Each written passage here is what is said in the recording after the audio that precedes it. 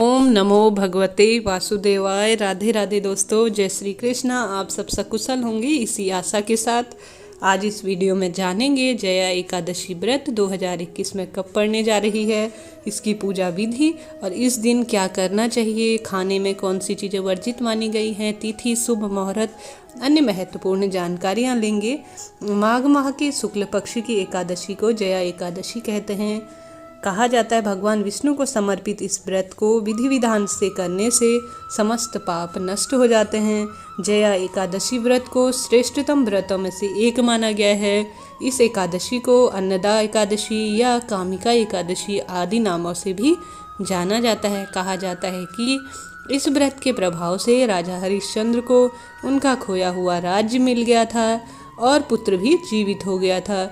मान्यता है कि इस दिन श्री हरि विष्णु की पूजा पाठ करने से जो अन्य योनियों के प्रभाव से मुक्ति मिलती है और जीवन की समस्त मनोकामनाओं की पूर्ति होती है। अब जान लेते हैं जया एकादशी व्रत का शुभ मुहूर्त। एकादशी तिथि जो कि आरंभ हो जाएगी 22 फरवरी 2021 के दिन सोमवार को शाम 5:16 से एकादशी तिथि का समापन होगा। 23 फरवरी 2021 के दिन मंगलवार शाम 6:25 पर जो एकादशी जो पारण होता है उसका शुभ मुहूर्त 24 फरवरी को जो कि द्वादशी के दिन किया जाता है। 24 फरवरी को सुबह 6:51 से लेकर सुबह 9:09 तक रहेगा। इस पारण की कुल अवधि 2 घंटा 17 मिनट रहेगी। एकादशी में दशमी तिथि की रात्रि से ही मसूर की दाल नहीं खानी चाहिए, इसे वर्जित माना गया है।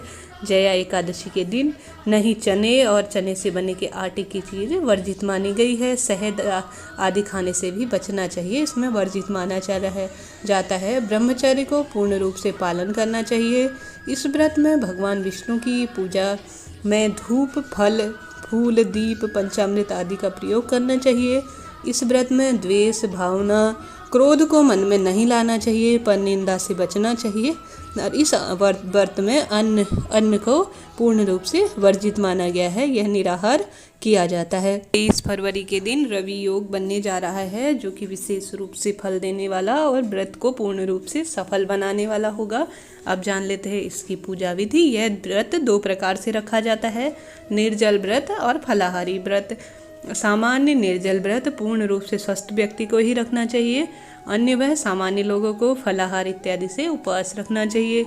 व्रत से एक दिन पहले ही सात्विक भोजन ग्रहण करें। प्रातःकाल स्नान के बाद जो कि गंगा जल मिश्रित से स्नान करना है और साथ ही हल्के पीले रंग के वस्त्रों का चयन करना है। साथ ही श्री हरि विष्णु की प्रतिमा या फोटो ईशान कोण में स्थापित करके व्रत का संकल्प लें और धूप, दीप, फल व पंचामृत से भगवान विष्णु के ही श्री कृष्ण अवतार या भगवान विष्णु की पूजा करें। मौसमी फलों का भोग लगाएं और तुलसाजी रखना ना भूलें जो कि विशेष रूप से श्री हरि विष्णु को पसंद है। रात्रि में ही श्री हरि विष्णु का भजन करें। अगले दिन किसी जरूरतमंद व्यक्ति या ब्राह्मण को दान दक्षिणा देकर अपना व्रत का पारण करें। एकादशी व्रत जो है वह मन को एकाग्र कर देती है, परंतु अलग अलग एकादशियाँ विशेष प्रभाव को उत्पन्न करती है। जया एकादशी का व्रत रखने वाले व्यक्ति की सारी शारीरिक व मानसिक दिक्कतें दूर हो जाती है और मन एकदम शांत रहता है। इस व्रत के नियमों का पालन करने से व्यक्ति को पापों का नाश होता है और यह व्रत व्यक्ति के संस्कारों को भी शुद्ध करता है। जीवन की जो भी मनोकामनाएं हैं वह पूर्ण करने वाला यह व्रत होता है। एकादशी का व्रत कोई भी हो वह विशेष रूप से फल देने वाला होता है। माघ माह में पड़ने के कारण यह एक विशेष रूप से फल देने वाला होता है। अब बात कर लेते हैं वह छोटे छोटे से उपाय जो कि इस माघ मास में पड़ने वाली इस जया एकादशी को करना चाहिए, क्योंकि जया एकादशी के व्रत श्री हरि विष्णु और माँ लक्ष्मी को समर्पित है जो कि धन की देवी मानी जाती हैं। तो छोटे छोटे से कार्य इस दिन जरूर करने चाहिए किसी भी महिला या पुरुष को जो एकादशी का व्रत करते हों या ना भी करते हों। एकादशी वाले दिन रात्रि में भगवान विष्णु की प्रतिमा या मूर्ति के सामने 9 बत्तियों का दीपक लगाएं और एक दीपक ऐसा जलाएं जो रात भर जलता रहे, अखंड ज्योत कहते हैं हम जिसको। ऐसा करने से माँ लक्ष्मी अत्यधिक प्रसन्न होती हैं और जातक को सभी सुख और सुख समृद्धि और ऐश्वर्य देती हैं। ऐसा माना जाता है कि उस जातक को धन का भी विशेष रूप से लाभ होता है। यह घी का दीपक हो तो विशेष रूप से फल देने वाला होता है। इस बातियों में इन जो एक अखंड ज्योत मैंने बताया वह उसमें आप थोड़ा सा काले तिल डाल दीजिए जो कि विशेष रूप से फल देने वाले होते हैं।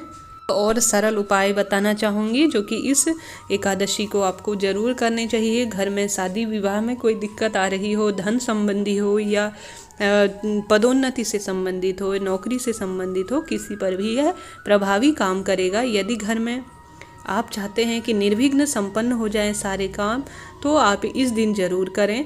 इस दिन मुट्ठी भर गेहूँ लें और उसे लाल कपड़े में पोटली जैसे बांधकर उसको घर के पूर्व दिशा में किसी कोने पे रख दें। पहले इन गेहूँओं को जो आप एक मुट्ठी बनाकर लाल कपड़े की पोटली में बांध रहे हों वह श्री हरि विष्णु के जब आप पूजन करें उनके सामने रख दें। फिर इन गेहूँओं को आप लाल कपड़े में बांधकर जो मैंने बताया इस तरह से किसी पूर्व दिशा में किसी कोने पे रख दे। यह भी विशेष रूप से प्रभावी और कारगर उपाय है जो कि विशेष रूप से फल देने वाला है। वीडियो आपको कैसा लगा कमेंट्स करके बताइएगा ज़रूर। चैनल को लाइक शेयर और सब्सक्राइब करना ना भूलें। आप पर श्री हरि विष्णु की कृपा रहे, इसी आशा के साथ राधे राधे।